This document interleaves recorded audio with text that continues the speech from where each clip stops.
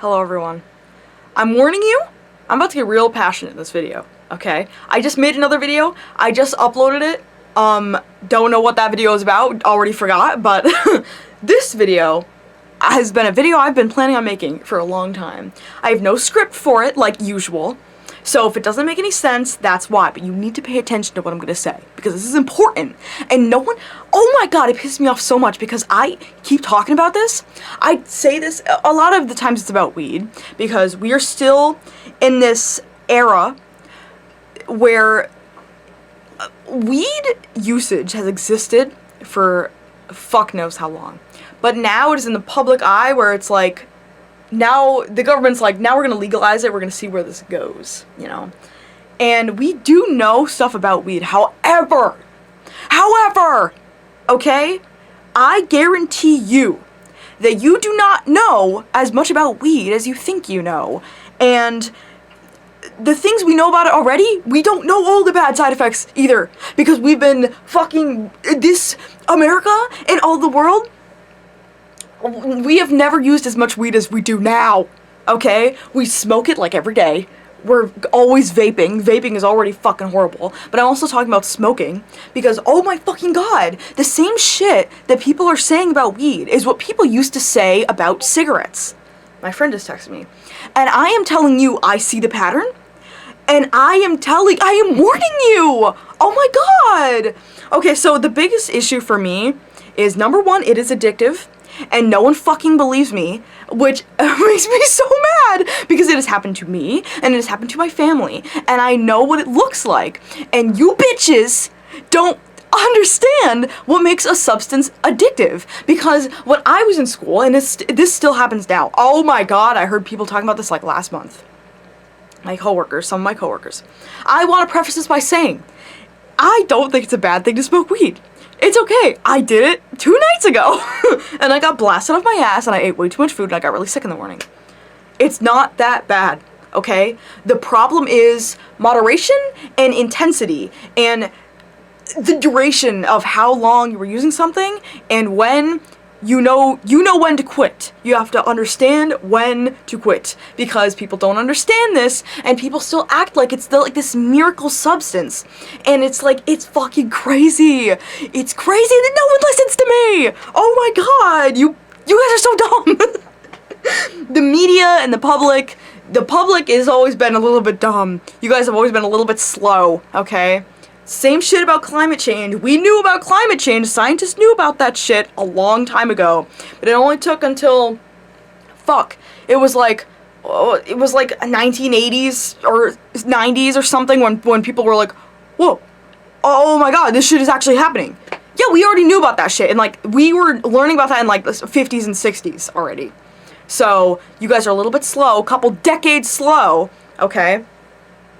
I need to warn you guys, oh my god, the amount of people that say this shit drives me up a fucking wall. They say that weed is not addictive because it doesn't produce, the withdrawal effects, like it doesn't have like it's not physically addictive, it's not physically addictive. You know what else is not that physically addictive? Cocaine, okay? It produces like fatigue when you get off cocaine. You get tired a little bit. Does that make it okay? Does that make it okay to be fucking... Are you not addicted to cocaine if you do cocaine all the time? And you want cocaine all the time? Oh, but you're not actually addicted though, because you don't throw up and you don't have fucking seizures. Like sometimes, I'm pretty sure that happens with alcohol. Sometimes people just have seizures because they get off alcohol too fast. Oh, it doesn't actually cause necrosis to your organs. Oh, so it's okay then.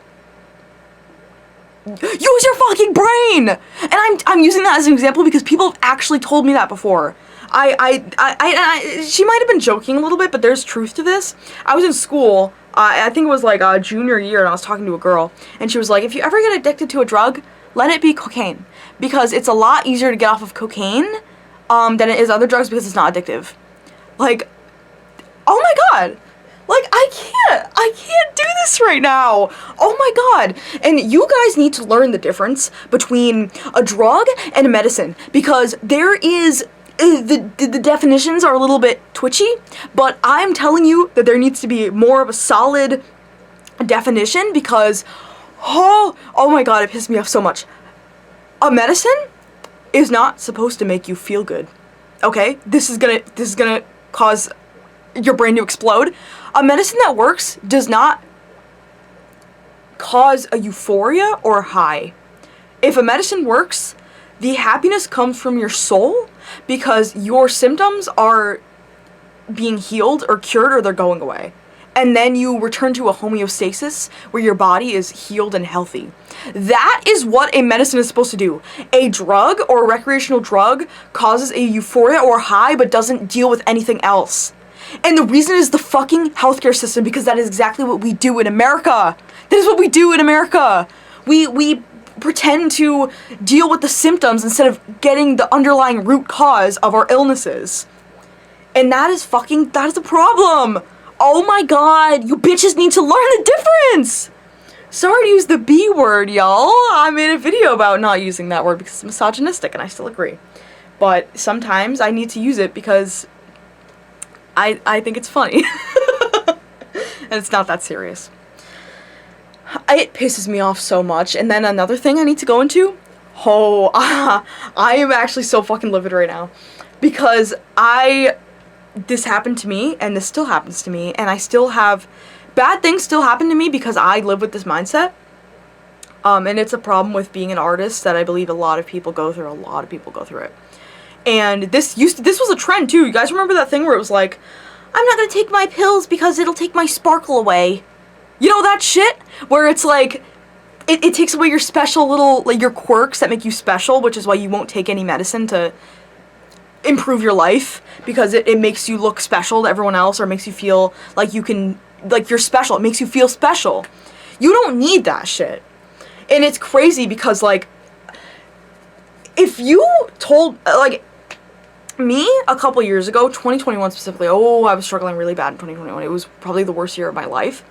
If you gave me the option, if you were like, if you do this drug, if you take meth right now, you'll have stories to tell. You'll have a deeper understanding of life. You'll become a better person. I would do it. I would do it because it would give me extra spice to my life to be like, I went through this and I got through it. And not realizing all the bad shit that comes with that is fucking crazy. And people still have this mindset, and it happens a lot with medicine, where, like, you know, this happened to me too, where it was like, first of all, what if I take medicine? What if it makes me feel bad? First of all, change the medicine. It's not the end of the world. No one is going to keep you on the medicine. We are not living in Victorian era ages where if something, like, they're gonna call the fucking church on you. Like, you're okay. Change the medicine if you don't like it. It is worth it to take a medicine that will improve your life. And another thing, for me, I'm gonna give you guys an example. One of the reasons that I didn't take medicine, like mood stabilizers, was because I thought it gave a little bit of spice to my life. I was like, I'm going up and I'm going down, and I can feel every emotion, I can feel every range. It's something special. But at the same time, you have to weigh the pros and cons. You have to weigh how much of your life you are wasting by, and knowing that you're wasting it is something that's just, it hurts so much. And this is an example of the kind of thought process here, and that's why, like, when I get really high, I make art, make a lot of art. Or if I'm in a really bad mood, or if I'm in a really good mood, I try and make art, because that is what I'm here to do. That is my whole life purpose, is to just live my life, and one of the things that makes me happy is to make art. I'm gonna give you guys an example. I made this special little piece of art, very special little piece of art, when I was having a literal episode of psychosis that lasted for a couple days. And you guys might have seen this painting before in my videos where I'm crying about it. So this is my psychosis painting. I made this in psychosis. I keep saying that. I was on my medicine, but unfortunately at this time I was under a lot of stress and it just wasn't working at this time. I'm gonna read this to you because it might be a little bit hard to see. Alright. It says, I am sorry for every fucking thing I've ever done. I will not make it out. I am the same fucking person I've always been. I will never change. I am unsalvageable. It's all a lie. The world is hell, designed to drive me to suicide. Everyone's fake. It's all fake. I'm the last survivor. Cursed to live the rest of time, cold, lonely, and devastation. And in the back, it says 4/10/2025, your only friend, Sam. And that is me in psychosis. So this is an example of something that I cannot recreate. I can't make this shit up if I'm in a normal state of mind. So the thing that artists feel is that they will not be able to create art that has, like, depth, and characters won't be the same, and because they can't, like, it's not something that they're not going through it. Like, if you heal, for some reason, it's this thing where it's like, well, now all the sparkle's gone, like, I'm not creative anymore, I'm not unique anymore. When that is not how it goes. You take the medicine, you're not all set. You have a lot of work to do still. You've got a lot of shit to deal with, especially if you have mental illness. You're gonna have to deal with that shit your whole life. You will have stories to tell. It is worth it to take medicine. And another thing is, I am not productive if I'm in a depressed state of mind. I take medicine now, and I was in a, I don't know if I would count it as like a depression or some kind of hypomanic episode or something, for months, where I just couldn't make anything, and I was just like, it just sucked so much. Because I have all this stuff around me where I'm like, I could do this, I could do that, I could make this, and I just don't, because I have, like, nothing that, what's the point of that? And that is how some of you people are, not on medicine, and you think for some reason that this is good for you in the long run, and it gives you something to tell, but you're not, you are making progress harder for you. You will have more stories to tell and more good things to talk about if you take the medicine and you progress. That is what you should be doing. That is what I did, and that's one of my favorite things to ever talk about ever, is my recovery journey with depression and bipolar disorder, and living life now in being constantly medicated, and what happens when I get off my medicine, and living life this way, and unfortunately, I will die without my medicine at this point, because it's sometimes, you know, people who have bipolar disorder or depression, they die a lot. The fatality rate is actually pretty high, and people don't take mental health and mental illness seriously enough. So I am telling you this now, from someone who is from that kind of area. And another thing, okay, I want to give you guys a little secret. It's not a secret, I've talked about this before, but I'm about to talk about it again. Vyvanse. I was prescribed Vyvanse because I had ADHD. I still do. And the only problem is, and this is another thing, to be careful when you experiment with drugs, even recreational or prescribed, if you have a little bit of neurodivergency, because we do not study this shit enough. We study it on white men who have normal brains. That is how we test everything. And luckily it's been getting better. You know, we have a little bit more diversity in the medicine field now, but we are not evolved enough. Okay, we're not fucking evolved enough. So, what the fuck am I talking about? So, my psychiatrist was like, hey, you have ADHD, and usually we treat these with stimulants. However, you have bipolar disorder. So, you have to monitor yourself and make sure that this shit isn't getting out of hand, because sometimes this shit goes bad. But I had the mentality of, I'm an artist. I'm an artist, okay? I can just go through it, and it'll make me a better person in the end. Which is, my brother has this the idea too, where it's like, just do reckless shit and deal with the consequences after, and you'll have good stories to tell. You'll become a better person, therefore, because you went through more things. It doesn't exactly work like that, though. The world is not black and white. So I took Vyvanse for, I don't know, it was like a week or two. It wasn't that long. I just started my new job. I believe it was like a week after starting my job or something. No, yeah, okay, my first official day was like the 21st or something like that. And I remember very well, I was having a mental breakdown on Vyvanse on Halloween night. I remember, it was so fucking bad. Oh my god, that was last year! It's almost been a year. Oh my god, guys, if I haven't told you guys this story, it's fucking crazy. It is so crazy and so embarrassing. It's so fucking, oh my god, it's one of the most embarrassing things I've ever experienced.